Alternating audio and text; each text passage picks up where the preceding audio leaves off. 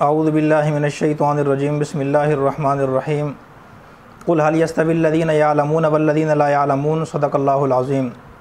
जैसा कि आप हज़रात को मालूम है कि पिछली वीडियो में मैंने काबिल तवज्जो उमूर के नाम से मसाजिद के मुंतज़िमीन को तवज्जो दिलाने के लिए और मसाजिद की जो इंतज़ामिया है, मुक़्तदी हज़रात हैं, नमाज़ी हज़रात हैं, उनकी तवज्जो चंद उमूर की तरफ दिलाने के लिए कुछ ज़रूरी बातें अर्ज़ की थी। तो कुछ बाकी बातें रह गई थी, वो इंशाअल्लाह इस वीडियो में अर्ज़ करूँगा। अल्लाह पाक सुनने के बाद मुझे भी, आप सब हज़रात को भी अमल करने की तौफ़ीक़ अता फ़रमाए। पिछली वीडियो में मैंने ये बात अर्ज़ की थी कि आजकल अक्सर लोग अपने इमाम से, अपने मुअज़्ज़िन से नाराज़ रहते हैं कि वो छुट्टियाँ करते हैं, ड्यूटी सही तरीके से सर अंजाम नहीं देते, कुरान सही तरीके से नहीं पढ़ते, टाइम पे नहीं आते, सफ़े टाइम पे नहीं बिछाते और मुख्तलिफ़ एतराज़ करते हैं। तो मैंने वजूहात बयान की थी कि वो अपनी ड्यूटी में कमी कोताही क्यों करते हैं। और दूसरी बात मैंने अर्ज़ की थी कि अक्सर हमारे दोस्त अहबाब बात बात पर हरम शरीफ के निज़ाम की मिसाल देते हैं, वहाँ के इमामों की मिसाल देते हैं, वहाँ के मुअज़्ज़िन की मिसाल देते हैं। तो मैंने फ़र्क भी बयान किया था कि वहाँ के इमाम और मुअज़्ज़िन में और यहाँ के इमाम और मुअज़्ज़िन में, वहाँ के निज़ाम में और यहाँ के निज़ाम में चंद फ़र्क हैं, जिसकी वजह से वहाँ वाला निज़ाम यहाँ नहीं चल सकता। मिसाल के तौर पर मैंने अर्ज़ किया था कि वहाँ इमाम एक नहीं होता, मुअज़्ज़िन एक नहीं होता। नंबर 3, सारे काम एक इमाम के ज़िम्मे नहीं होते। नंबर 4, सारे काम एक मुअज़्ज़िन के ज़िम्मे नहीं होते। नंबर 5, उनकी तनख्वाह माकूल होती है। यहाँ हमारे यहाँ तनख्वाह माकूल नहीं होती। यहाँ हमारे यहाँ एक ही इमाम होता है, एक ही मुअज़्ज़िन होता है और फिर सारे काम इमामत वाले एक इमाम के ज़िम्मे होते हैं। मुअज़्ज़िन के सारे काम, मस्जिद की सफाई सुथराई के हवाले से सारे काम मुअज़्ज़िन के ज़िम्मे होते हैं। तो जब वो छुट्टी पर जाते हैं तो पीछे मसला बनता है। होता भी एक आदमी है, जब वो काम से तरीके से नहीं कर सकता, लोगों को फिर इतराज़ होता है। तो मैंने बात यहाँ छोड़ी थी कि उनकी तनख्वाह मुकर्रर करनी चाहिए ताकि वो एक ही जगह यकसुई के साथ काम कर सकें। अपनी ड्यूटी में गफलत और कमी कोताही वो तब करते हैं जब उनको एक मस्जिद से, एक जगह से माकूल तनख्वाह नहीं मिलती। फिर उनको अपनी ज़रूरियात पूरी करने के लिए कई जगहों पर फिरना पड़ता है। मुख्तलिफ़ घरों में जाकर ट्यूशनें पढ़ानी पड़ती हैं, असर के बाद ट्यूशन, मगरिब के बाद ट्यूशन, इशा के बाद ट्यूशन, फजर के बाद ट्यूशन। फिर होता क्या है कि नमाज़ पढ़ते ही फ़ौरन वो भागने की कोशिश करते हैं। तो लिहाजा मैंने बात यहाँ छोड़ी थी कि तनख्वाह माकूल मुकर्रर करनी चाहिए। कुछ तफसीलात मैंने अर्ज़ की थी, कुछ मस्जिदों के वाक़यात मैंने बयान किए थे कि इतनी कम तनख्वाहें मुकर्रर की जाती हैं कि सुन के इंसान को अफसोस होता है। 1500, 2500, 4500, 5000, 8000, 10,000, 12,000, ज़्यादा ही किया तो 15,000 तनख्वाह मुकर्रर करते हैं। इससे ऊपर हम मुकर्रर नहीं करते और ये तनख्वाह भी हम एहसान दे के, हम एहसान जताकर तनख्वाह देते हैं। एक मस्जिद में मेरा जाना हुआ, वहाँ एक आदमी ने मुअज़्ज़िन को कहा, उसने कहा कि मौलाना कारी साहब तुसा काम सही तरीके नाल नहीं करें दे, सफाई क्यों नहीं की थी, असा तो अल्लाह वास्ते रखो है। मेरे दिल में ख्याल आया कि यार चलो मुअज़्ज़िन से पूछता हूँ कि आपकी ये तनख्वाह कितनी देते हैं। जब मैंने मुअज़्ज़िन से पूछा तो उसने कहा जी मौलाना साहब मेरी 2500 रुपये तनख्वाह है। ये कुछ सुना सुनाया वाक़या नहीं है, वल्लाह मैं आपको अल्लाह को हाज़िर नाज़िर जान के मैं कह रहा हूँ, उस मेरे सामने वाक़या पेश आया और वाक़तन उसकी तनख्वाह 2500 रुपये मुकर्रर की हुई थी इंतज़ामिया ने। जुल्म की इंतहा है। सवाल यह है कि इमाम की और मुअज़्ज़िन की तनख्वाह मुकर्रर करने का मेयार क्या होना चाहिए, उसके बारे में शरई मसला क्या है। मसला ये है, फ़ुक़हाए किराम ने मसला लिखा है कि जिस महल्ले के जो लोग हैं, कमेटी के लोग हैं, दफ्तर के लोग हैं और किसी कॉलोनी के लोग हैं, शहर के लोग हैं, जहाँ के भी हैं, दफ्तर की मस्जिद है, बाज़ार की मस्जिद है, मंडी की मस्जिद है, महल्ले की मस्जिद है, गाँव की मस्जिद है, जिस मेयार का खाना वो ख़ुद खाते हैं, जिस मेयार की सवारी वो ख़ुद इस्तेमाल करते हैं, जिस मेयार की रहायश में वो ख़ुद रहते हैं, जिस किस्म का तर्ज़ ज़िंदगी उनका अपना है, उस मेयार के मुताबिक इमाम को सवारी मुहैया करना, रहायश मुहैया करना, उस मेयार का लिबास मुहैया करना, खाने पीने का राशन और मुख्तलिफ़ ज़रूरियात के लिहाज से उसकी तनख्वाह इतनी मुकर्रर करना कि वो भी उनके तर्ज़ ज़िंदगी के मुताबिक अपनी ज़िंदगी गुजार सके बाइज़ तरीके से। इतनी तनख्वाह मुकर्रर करना ज़रूरी है। लेकिन होता क्या है, मुअज़्ज़िन हज़रात मुअज़्ज़िन जो पीछे खड़ा होता है और इमाम जो आगे नमाज़ पढ़ा रहा होता है, उस इमाम के और उस मुअज़्ज़िन के कपड़े उस मेयार के नहीं होते जिस मेयार के मुक़्तदियों के होते हैं। उन दोनों का खाना पीना उस मेयार का नहीं होता जिस मेयार के पीछे खड़े होने वाले मुक़्तदियों को होता है। उनके पास उस मेयार की सवारी नहीं होती जिस मेयार की सवारी मुक़्तदियों के पास होती है। उन दोनों के पास उस मेयार की रिहाइश नहीं होती, ना कोई देने की कोशिश करता है जिस मेयार की रिहाइश पीछे खड़े होने वाले मुक़्तदियों के पास होती है। तो ये जहन में रखें। उलमा ने मसला लिखा है कि इमाम की और मुअज़्ज़िन की तमाम जायज़ बुनियादी ज़रूरियात पूरी करना, उनको रिहाइश फ़राहम करना, माकूल तनख्वाह मुकर्रर करना और इतनी मुकर्रर करना कि वो उस तनख्वाह से अपनी बीवी बच्चों की और अपने घर वालों की तमाम बुनियादी ज़रूरियात पूरी कर सकें, बाइज़्ज़त तरीके से एक मुहज़्ज़ब और मुअज़्ज़ज़ शहरी बनकर साफ़ सुथरे तरीके से माशरे के अंदर रह सकें। इतनी तनख्वाह मुकर्रर उनके लिए ज़रूरी और वाजिब है। अगर वो नहीं करते तो कल खुदा के यहाँ वो जवाबदेह होंगे, क्योंकि उनके ज़िम्मे फ़र्ज़ है। अगर वो मस्जिद के मुतवल्ली हैं, अपनी ज़िम्मेदारियाँ मालूम करने की कोशिश करें।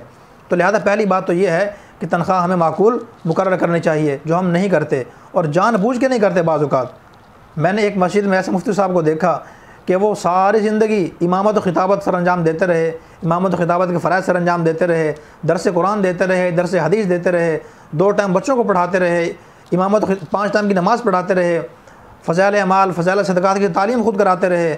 और सवा सिपारा जो रमज़ान मुबारक में अक्सर अइम्मा हज़रात सुनाते हैं, वो सुनाने के बाद सवा सिपारे का ख़ुलासा तफ़सीर बयान करते रहे। इतनी मेहनत उन्होंने की है, लेकिन तनख्वाह उनकी 6000 थी। जब भी मुअज़्ज़िन उन्होंने अपने मुतवल्ली से कहा कि जनाब मेरी तनख्वाह तो बढ़ा दें, तो बहुत कम तनख्वाह है, तो हमेशा उसने ये कहा कि गुंजाइश नहीं है। मौलाना साहब गुंजाइश नहीं, कहाँ से पूरी करें, गुंजाइश नहीं है। लेकिन जब वो मुतवल्ली फ़ौत हुआ, दुनिया से चला गया, पीछे पता चला कि मस्जिद के जो अकाउंट था उसमें लाखों रुपये मौजूद थे, 25 लाख रुपए के करीब उस अकाउंट के अंदर मौजूद थे, लेकिन देने को दिल नहीं करता था, लगाने को दिल नहीं करता था। हम देते कुछ भी नहीं है अपने इमाम को, लेकिन चाहते ये हैं कि वो हमें हर किस्म की ज़िम्मेदारी 100% पूरी करके दिखाए। मेरे दोस्तों, ऐसे नहीं होता। घर का मुलाजिम हो, दफ्तर का मुलाजिम हो, मातहत मुलाजिम, घर का नौकर हो, जो भी हो, सरकारी मुलाजिम हो या प्राइवेट हो, अगर वो दयानतदारी से काम करता है, अमानतदारी से काम करता है, लेकिन आप उसको दयानतदारी करने के बावजूद, अपनी ज़िम्मेदारियाँ सही तरीके से निभाने के बावजूद माकूल तनख्वाह नहीं देंगे, उसकी जायज़ ख्वाहिशात का ख्याल नहीं रखेंगे, जायज़ मुतालबात उसके नहीं मानेंगे, ऊपर से टार्चर भी सो करेंगे, तो एक दिन आएगा वो भी बददियानती करने पे मजबूर हो जाएगा, काम चोरी पे मजबूर हो जाएगा। वो फिर एक जगह तवज्जो उसकी नहीं होगी, उसकी तवज्जो, वो तवज्जो उस जगह से हटाकर कोई और जगह भी तलाश करने की कोशिश करेगा यहाँ से भी कमा लूँ, यहाँ से भी कमा लूँ। तो लिहाजा हमें तनख्वाह माकूल मुकर्रर करनी चाहिए। असल बात यह है कि हमारी नज़र में दीन की कदर नहीं है, न दीन की कदर है, न दीनदारों की कदर है। घर का मुंशी नाराज़ हो जाए, दुकान का मुंशी नाराज़ हो जाए, नौकर नाराज़ हो जाए, जिसने सारे दुकान के निज़ाम को, सिस्टम को, सारे खातों को संभाला हुआ हो, और हमने मेहनत करके उसको निज़ाम सिखाया हो, समझाया हो, हर चीज़ को उसको पता हो, घर के काम काज जानदारी से करता हो, अगर वो नाराज़ होकर चला जाए कि मैं काम नहीं करता, यहाँ पर तनख्वाह मेरी कम है, तो हम उसको घर से जाके लेके आते हैं, बाइज़ी तरीके से लेके आते हैं, मिन्नत समाजत करते हैं, 15 से 20,000 18,000 तनख्वाह हम उसको दे रहे होते हैं, लेकिन हम उसको फिर कहते हैं कि तनख्वाह आपकी और बढ़ा देते हैं, आप मेहरबानी करें, आप हमारे पास आ जाएं, आपको 3 टाइम खाना भी देंगे, आइंदा किसी किस्म की शिकायत का मौका नहीं देंगे, आप हमारे पास दोबारा आ जाएँ। सिफारिशें करवाते हैं कि उसको लेके आओ यार। लेकिन इमाम अगर धमकी दे दे, मुअज्जिन नाराज़ होकर चला जाए, तो हमारे कानों पर जूँ तक नहीं रहेंगे, हम कहते हैं ठीक है चला जाए भाई, ठीक है मौलाना साहब जाएँ आप, हम तो कोई और बंदा रख लेंगे। फिर हम दीनदार किस चीज़ के हैं, हम मुसलमान किस चीज़ के हैं, हम नमाज़ें किस चीज़ की पढ़ते हैं। जिस इमाम के पीछे नमाज़ पढ़ते हैं, अगर उसकी अहमियत दिल में नहीं होगी तो ज़िंदगी में सुकून कैसे आएगा, दीन हमारी ज़िंदगी में कैसे आएगा, हमारी नस्लों में दीन कैसे आएगा। तो लिहाजा इस हवाले से गौर फ़िक्र करने की ज़रूरत है। हज़रत मौलाना तारिक जमील साहब दामत बरकातुहुम फरमाते हैं कि मैं 7 बर-ए-आज़म फिरा हूँ, पूरी दुनिया में फिरा हूँ मैं। कह रहा उन्होंने फरमाया कि मैं मोहब्बत की बुनियाद पर नहीं कहता, खुदा की कसम मैं मुशाहदे की बुनियाद पर कहता हूँ कि हमारे बर-ए-सग़ीर के उलमा, पाकिस्तान के, हिंदुस्तान के जो उलमा बर-ए-सग़ीर के उलमा हैं, ये इंतहाई मज़लूम हैं। जितना जुल्म हमारे यहाँ इनके साथ होता है, उलमा के साथ, तनख्वाह के हवाले से, मुराद के हवाले से, सहूलियात के हवाले से, इतराज़ के हवाले से, तान व तशनी के हवाले से, तनकीद के हवाले से, इतना जुल्म उन्होंने फरमाया कि मैंने दुनिया में कहीं नहीं देखा। 25 रुपये तनख्वाह देते हैं, 4,000, 4500, 6,000, 8,000, 12,000। क्या होता है 12,000 में? 10,000 रुपये तो एक कुंवारे आदमी का खर्चा है मामूली, जिसकी फैमिली नहीं है, जिसके बच्चे नहीं हैं, जिसकी बीवी नहीं है। तो हम एक ऐसे ख़तीब को कि जिसके 6 बच्चे हैं, 2 मियाँ बीवी, 8 घर के अफराद हैं, 2 उसके माँ बाप हैं, 10 बंदे हैं, 10 आदमियों के अफराद वाले घर को हम उसके सरबराह को 10,000 देकर कैसे मुतमईन हो जाते हैं। तो उन्होंने फरमाया कि बड़ा जुल्म हो रहा है। हमारे बर-ए-सग़ीर के उलमा इंतहाई कसम पुरसी की हालत में सिसक कर ज़िंदगी गुजार देते हैं, लेकिन उनको माकूल तनख्वाह लोग नहीं देते। और उन्होंने फरमाया कि जैसे ज़ुहद वाले, तकवे वाले, इल्म वाले, कम तनख्वाह में डट कर दीन की खिदमत करने वाले हमारे पाकिस्तान में हैं, हिंदुस्तान में हैं, फरमाया ऐसे उलमा कहीं नहीं देखे मैंने। जितना जुल्म हमारे मुल्क में होता है, हमारे बर-ए-सग़ीर में होता है, किसी मुल्क में इतना जुल्म नहीं होता। दीगर ममालिक में आप देखें जाके उलमा को गवर्नमेंट भी और वहाँ की आवाम भी अहमियत देती है। मिसाल के तौर पर आप मिस्र में देख लें, शेखुल इस्लाम का मकाम, उलमा का मकाम सदर मुमलिकत के बाद आता है वहाँ पे। मलेशिया में आप देख लें, सबसे ऊंची तनख्वाहों का स्केल जो है वो उलमाए किराम के हैं, सबसे ऊंची तनख्वाहों का स्केल। साउथ अफ्रीका में आप देख लें, गरीब ममालिक हैं, छोटे ममालिक हैं, लेकिन वहाँ भी सरकारी वज़ीर के पास एक गाड़ी होती है, लेकिन जो उलमा हैं, बड़े बड़े उलमा हैं, मस्जिद के खुतबा हैं, आइम्मा हज़रात, उनके पास 2 से 3 गाड़ियाँ होती हैं। ईरान में आप देख लें, सऊदी अरब में आप देख लें, कितना इमाम को वहाँ प्रोटोकॉल मिलता है, बाहरी तरीके से वो रखते हैं, ज़हनी तौर पर मुतमईन रखते हैं, माशी परेशानी में उलझा के नहीं रखते, घरेलू परेशानी में उलझा के नहीं रखते, जिसका नतीजा फिर ये है कि वो बायसी तरीके से रहते हैं, पुरवकार तरीके से रहते हैं, यकसुई के साथ, दिलजमी के साथ अल्हम्दुलिल्लाह अपने ज़िम्मेदारी इसी तरीके से अंजाम देते हैं।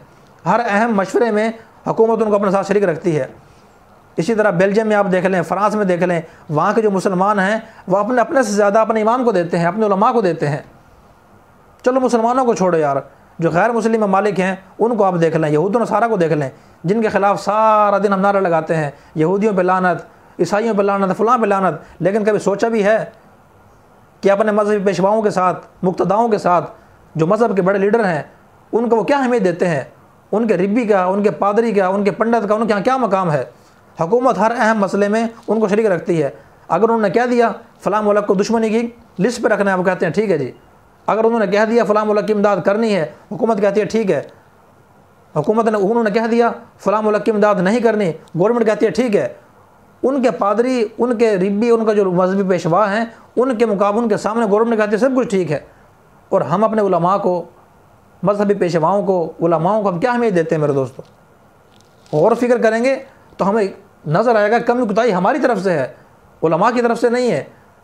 वो हमारे साथ भरपूर ताउन करते हैं, लेकिन हम उनके साथ जिस तरीके से ताउन करना चाहिए उतना हम नहीं करते, जैस कम से कम भी नहीं करते। और मुझे तो इंतहाई अफसोस होता है जब मैं तनख्वाहों का नाम सुनता हूँ, 2500, 1500, 2000, 4500, 8000, 7000, 10,000 ये तनख्वाहें मेरे दोस्तों। इतने पैसों को तनख्वाह कहते हुए शर्म आती है। हमारे उस्ताद मोहतरम हज़रत मौलाना मुफ्ती तकी उस्मानी साहब फरमाते हैं, दामत बरकातुहूम, फरमाया कि भाई हर साल हज़ारों उलमा मदारस से पढ़ के फ़ारिग होते हैं। तो पहले सारे उलमा इस तरफ आया करते थे, मदारस की तरफ, दावत तबलीग की तरफ, तसनीफ़ व तालीफ़ की तरफ, वाज़ व नसीहत की तरफ, इमामत व खिताबत की तरफ, मस्जिद की तरफ आया करते थे। अब मैं कुछ अरसे से देख रहा हूँ कि अक्सर उलमा इस तरफ नहीं आ रहे। कोई दुकान बना लेता है, कोई कारोबार कर लेता है, कोई खेती बाड़ी कर लेता है, बहुत कम उलमा इस तरफ आ रहे हैं। फरमाया जब मैंने गौर किया कि ये क्या हो रहा है, क्यों हो रहा है, तो चंद बातें मेरे सामने आई हैं। नंबर 1, उन्होंने फरमाया कि अक्सर मसाजिद में उलमा अवाम जो है, मुक्तदी हज़रात अपने आइम्मा हज़रात को, उलमा को अहमियत नहीं देते, बेइज्जती करते हैं, हौसला शिकनी करते हैं, बेकरामी करते हैं, उन पर तानो तशनी और तंज करते हैं, जिसकी वजह से बददिल होकर अपना काम छोड़ देते हैं। नंबर 2, मेहनत करने के बावजूद, 10 काम करने के बावजूद उनकी तनख्वाह 10,000 भी मुकर्रर नहीं की जाती, कम मुकर्रर तनख्वाह मुकर्रर की जाती है। अब ज़ाहिर बात है, ज़रूरियात और तकाज़े और पेट अल्लाह पाक ने हर किसी के साथ लगाया हुआ है, बच्चे हर किसी के हैं, ख़ानदान हर किसी का है, ज़रूरियात हर किसी की हैं। दूसरी वजह यह है। और तीसरी वजह यह है कि उन्होंने फरमाया कि इतना अरसा दराज खिदमत करने के बावजूद भी लोग उनकी बेइज्जती करने से बाज नहीं आते, हौसला अफजाई करने की बजाय हौसला शिकनी करते हैं। उन्होंने फरमाया कि मैं आवाम से गुजारिश करता हूँ, मसाजिद के मुंतज़िमीन और मुतवल्ली हज़रात से गुजारिश करता हूँ कि खुदारा आवाम के साथ अपना रवैया ठीक रखें, उनको प्रोटोकॉल दें, उनको मुराद दें, उनको सहूलियात दें, उनको इज़्ज़त दें, उनकी माकूल तनख्वाहें मुकर्रर करें, उनके लिए आसानियाँ पैदा करें, मुश्किलात खड़ी ना करें। हर बंदा चौधरी बना हुआ मस्जिद के अंदर, जो बंदा आता है इमाम पे चढ़ाई कर देता है, जिसके घर में नहीं चलती मौज़िन पे चढ़ाई कर देता है, गुस्सा घर का होता है, बच्चों का होता है, निकालता मस्जिद में आ गया वो। तो उन्होंने फरमाया अगर यही सलूक रहा, यही तरवैया रहा, तो उलमा दीन की खिदमत करना फिर छोड़ देंगे और ये काम आपके ज़िम्मे फ़र्ज़ हो जाएगा। इसलिए कि दीन सब के मुश्तरका असास है, दीन की खिदमत करना, दीन का काम करना, उसकी नशर व इशाअत में हिस्सा लेना हर मुसलमान की ज़िम्मेदारी है। ये तो उलमा का एहसान है कि वो कम तनख्वाह में दीन का काम करने में लगे रहते हैं। अगर हम उनको कुछ दे नहीं सकते तो कम अज़ कम उनकी इज़्ज़त तो करें, उनके एहतराम तो करें, हम वो भी नहीं करते। तो उन्होंने फरमाया आप गौर करें, अगर इस तरह चलता रहा सिलसिला तो 50 साल के बाद आप अपने नस्लों के बारे में गौर फ़िक्र करना, आपकी नस्लों को ना कोई कुरान पढ़ाने वाला होगा, ना कोई दीन सिखाने वाला होगा, ना कोई आपके बच्चों को ट्यूशन पढ़ाने वाला होगा, ना कोई मस्जिद में काबिल तुम्हें इमाम और ख़तीब मिलेगा। और मेरे सामने कई ऐसे वाक़यात हैं, काबिल उलमा जिन्होंने मेहनत से दीन पढ़ा है, सीखा है, गहराई के साथ मुताला किया है, चुनाचे जज्बे के साथ वो दीन काम करने के लिए इस तरफ आए हैं। मुख्तलिफ मसाजिद में उन्होंने इमामत और खिताबत के फ़राइज़ सर अंजाम दिए और दरस कुरान दिए, दरस हदीस दिए, बच्चों को दीन सिखाया। और मस्जिद के जो मोहल्ले के जो लोग थे उनकी 3-3 नस्लों को दीन सिखाया उन्होंने। उनके वालिदैन ने दीन उनसे कुरान पढ़ा, आगे बच्चों ने पढ़ा, फिर अगले नस्ल ने उनसे कुरान पढ़ा। लेकिन हौसला अफजाई करने के बावजूद हमेशा चंद लोगों ने उनकी हौसला शिकनी की है, जिसका नतीजा फिर ये हुआ कि वो अपनी दीनी खिदमत छोड़कर एक तरफ हो गए। और आज भी मेरे सामने की ऐसी मिसालें हैं, काबिल मुफ्तियान किराम, लोगों ने तवज्जो नहीं की, कदर नहीं की उनकी। 10,000 दे के हम एहसान लगाते हैं, चढ़ाई ऐसे करते हैं, बंदा कहता है हमारी दुकान का मुंशी है। तो लिहाजा इन वजूहात को ख़त्म करने की ज़रूरत है। अल्लाह पाक मुझे भी, आप सब हज़रात को भी, उलमाए किराम के, मुअज़्ज़िन हज़रात के हुकूक अदा करने की तौफ़ीक़ अता फ़रमाए, उनकी कदर करने की तौफ़ीक़ अता फ़रमाए। बातें कुछ बाकी रह गई, इंशाअल्लाह फिर अगली वीडियो में अर्ज़ करूँगा। अल्लाह पाक मुझे भी, आप सब हज़रात को भी आइम्मे मसाजिद के, मुअज़्ज़िन हज़रात के हुकूक मालूम करके उनको अदा करने की तौफ़ीक़ अता फ़रमाए। ख़ास तौर पर जो मसाजिद के मुंतज़िमीन हैं, मुतवल्ली हज़रात हैं, मुक्तदी हैं, नमाज़ी हज़रात हैं, उनको अल्लाह पाक तौफ़ीक़ अता फ़रमाए कि वो आइम्मे हज़रात के हुकूक को अदा कर सकें। मैंने कुछ अर्सा कबल सन 2011 में एक किताब लिखी थी, इमाम मस्जिद और हमारा मुआशरा। तमाम दोस्तों से गुजारिश करूँगा उस किताब को लेकर पढ़ें, चाहे वो बरेलवी मसलक के हों, देवबंदी मसलक के हों, अहले हदीस मसलक के हों। उस किताब का मुताला करें, उसमें इमाम के हुकूक भी लिखे हुए हैं और जो हमारी तरफ से कमी कुताही पाई जाती है वो सारी तफसीलात उसके अंदर लिखी हुई हैं। इंशाअल्लाह दयानतदारी के साथ, अमानतदारी के साथ, ठंडे दिल के साथ अगर आप उसका मुताला करेंगे तो हम सबको अपनी कमी कुताहियों का एहसास भी होगा और हमें उनके हुकूक अदा करने की तरफ तवज्जो भी होगी। अल्लाह पाक मुझे भी, आप सब